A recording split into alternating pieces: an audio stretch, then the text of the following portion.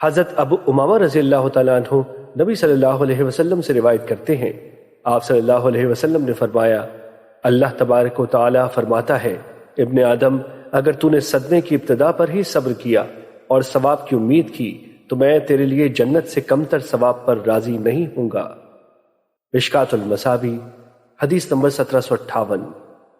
حضرت بریدہ رضی اللہ تعالیٰ عنہ بیان کرتے ہیں، رسول اللہ صلی اللہ علیہ وسلم نے فرمایا، میں نے تمہیں قبروں کی زیارت سے منع کیا تھا، اب ان کی زیارت کیا کرو۔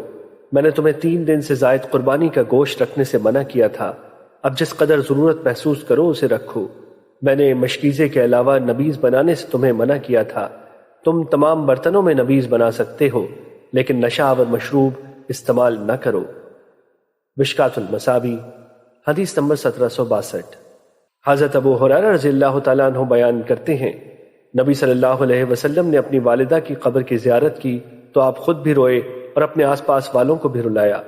پھر فرمایا، میں نے ان کی مغفرت طلب کرنے کے متعلق اپنے رب سے اجازت طلب کی تو مجھے اس کی اجازت نہ ملی۔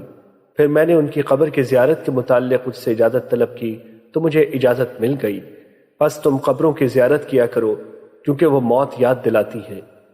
مشکوٰۃ المصابیح حدیث نمبر 1763۔ حضرت بریدہ رضی اللہ تعالیٰ عنہ بیان کرتے ہیں، جب وہ قبرستان جانے کا ارادہ کرتے تو رسول اللہ صلی اللہ علیہ وسلم انہیں یہ دعا سکھایا کرتے تھے، مومن اور مسلمان گھر والوں پر سلامتی ہو، اگر اللہ نے چاہا تو ہم تمہارے ساتھ ملنے والے ہیں، ہم اپنے اور تمہارے لیے اللہ سے عافیت طلب کرتے ہیں۔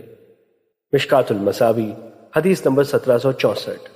حضرت عائشہ رضی اللہ تعالیٰ عنہ بیان کرتی ہیں، جب رسول اللہ صلی اللہ علیہ وسلم کا رات قیام میرے پاس ہوتا تو آپ رات کے آخری حصے میں بقیع یعنی قبرستان کی طرف تشریف لے جاتے اور فرماتے، مومن قوم کے گھروں، تم پر سلامتی ہو، اور جس کل کے لیے تم سے وعدہ کیا گیا تھا اور تمہیں اس کے لیے مہلت دی گئی تھی وہ تم تک پہنچ چکا، اور بے شک ہم تم سے ملنے والے ہیں، اے اللہ بقیع غرقد والوں کی مغفرت فرما۔ مشکوٰۃ المصابیح حدیث نمبر 1766۔ حضرت عائشہ رضی اللہ تعالیٰ عنہ بیان کرتی ہیں، میں نے عرض کیا، اللہ کے رسول، زیارت قبور کے موقع پر میں کیسے دعا کروں؟ آپ نے فرمایا، یہ دعا کریں، مومن اور مسلمان گھر والوں پر سلامتی ہو، اللہ ہم سے آگے جانے والوں اور ہم سے پیچھے رہ جانے والوں پر رحم فرمائے، اور اگر اللہ نے چاہا تو بے شک ہم بھی تم سے ملنے والے ہیں۔ مشکوٰۃ المصابیح حدیث نمبر 1767۔